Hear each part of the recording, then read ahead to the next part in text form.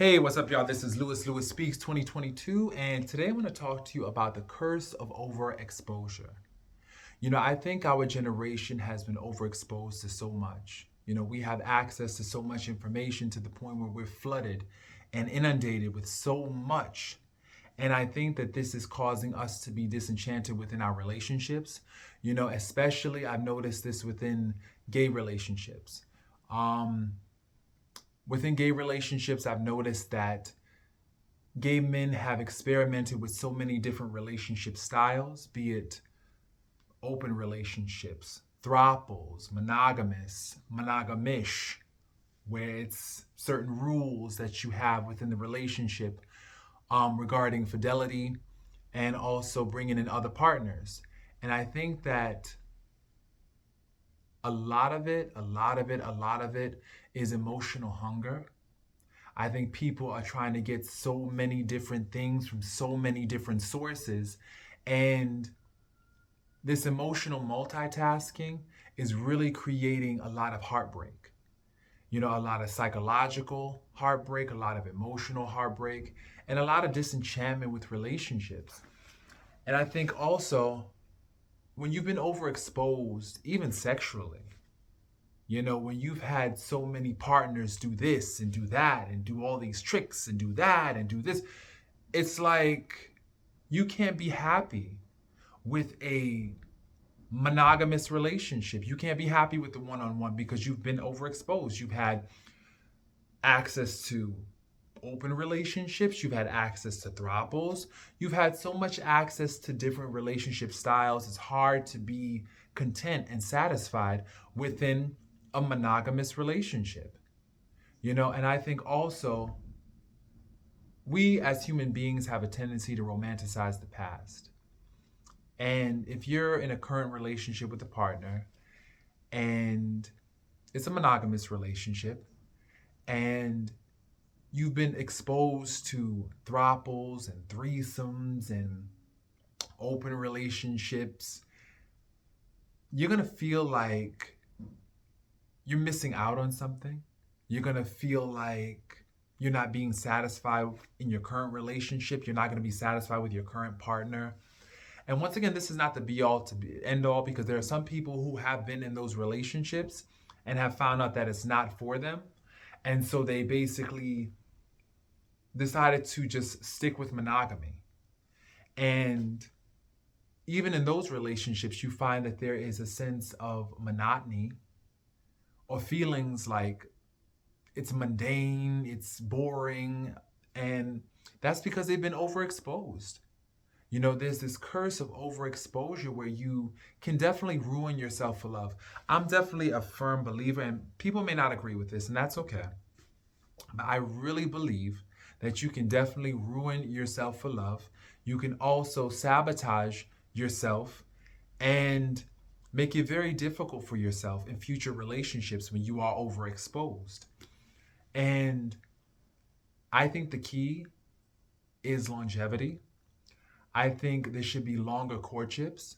I'm a firm believer in longer courtships. I'm thinking of the scriptures, when I believe it was Isaac trying to court Rebecca, he courted her for 7 years, 7 long years. And then there was another 7 years. He courted her a very long time before they actually decided to make it official. And I think that long courtship is essential because you definitely want to know who someone is in a relationship. I think that you definitely have to see a person in different phases and different places in order to really determine if that person is right for you. Let me explain. Different phases in terms of developmental phases. How they act when they're in their 20s may be very different how they act in their 30s, and so on and so forth. So that's different developmental phases. How they manage certain challenges, certain milestones, in their development. You have to definitely watch that before you're deciding to really make them official in your heart. And also different places. You have to take them out. While sometime when people are in the love haze, they definitely get stuck in the house and they start to hibernate together. And very rarely do they take their relationship out on dry land. And I think that that's important to take your relationship out on dry land in different places so that way you can see exactly who your partner is in certain scenarios. You know, you have to definitely pay attention. That's the key. We don't pay attention enough. I think sometimes we are just so happy to be in a relationship that we get comfortable. And it's that comfort that can be very, very dangerous. And so, while I encourage you to have a level of comfort, definitely always keep your eyes open, be alert, know and continue to do your assessments every month, I say, and sometimes every week to see if this is a person that is still into you.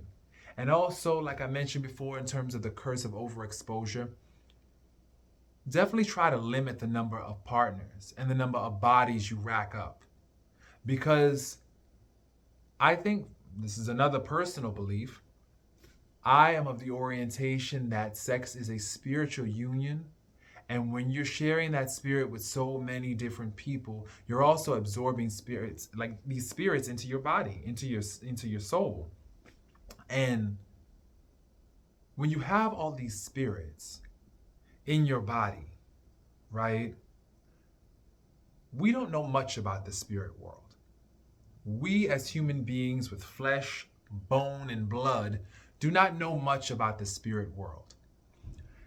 And it is my assumption, I'm just going to say my assumption, that when you trade so many spirits in your body, you can lock yourself out from a loving relationship with another person unknowingly, because you're carrying this energy that may conflict with another person's energy. That person's energy may be right for you. But because you're carrying the energy of so many different people within your system, you're going to notice some conflicts. You're going to notice some difficulties. Whereas this person would have been right for you if you didn't have all that spiritual material locked inside your cells, inside your body. So it's important to definitely be mindful not to rack up so many bodies, because you could definitely be ruining yourself for the love of your life. You know, people talk about twin flames and soulmates. And quite frankly, I'm a firm believer in you make it work with who you have. There's a level of attraction. You find out if you have mutual goals and interests and values and beliefs and principles, and you make it work. And while it's easier with some people than others, it's possible.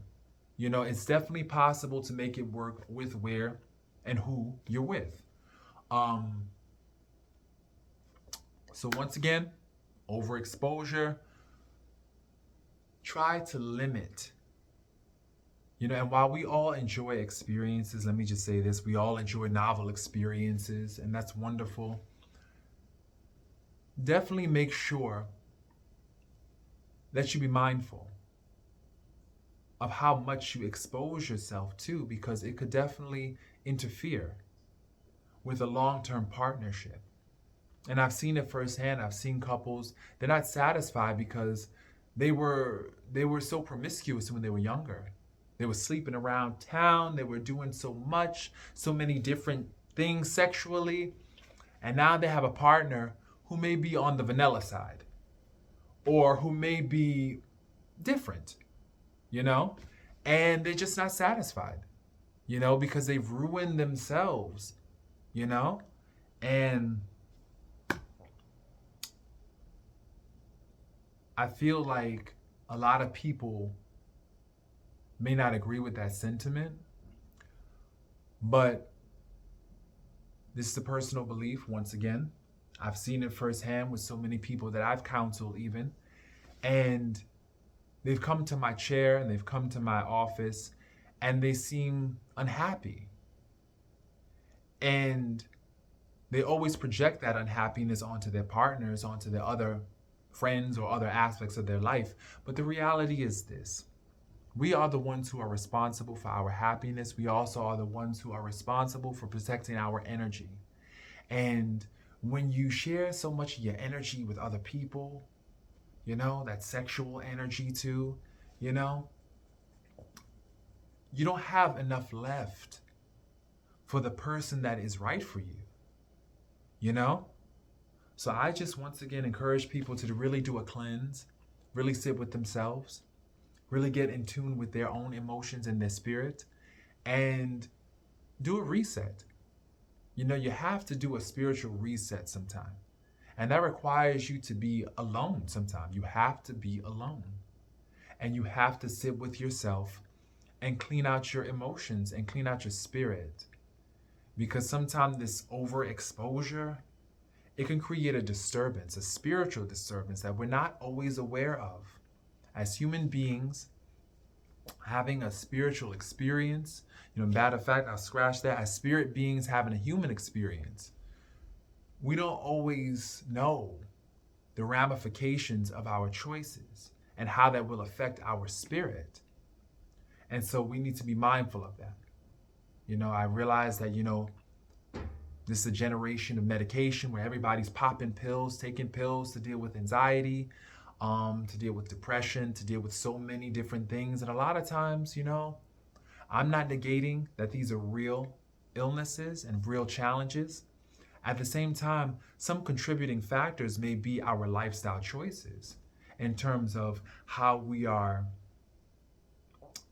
letting other people into our bodies, into our spaces, So that plays a role too in your wellness, Who are you letting into your space? Because people carry energy, and that energy can be contagious. I'm a firm believer that energy is contagious. So we need to be mindful of that. Who am I letting into my space, into my body, into my sphere? I think 2023 is a beautiful year because it's going to be a beautiful year because it's giving us all an opportunity to hit reset.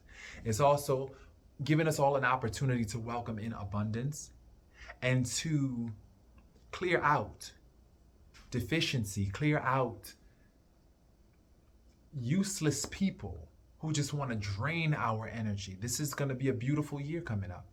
And so I welcome the year. I welcome everybody to definitely hit reset and to rethink overexposing themselves to various influences. Because this is the year of transformation, of health, of wonderful things. So I wish you all a beautiful, beautiful rest of 2022, as well as a beautiful beginning of 2023. Peace, y'all.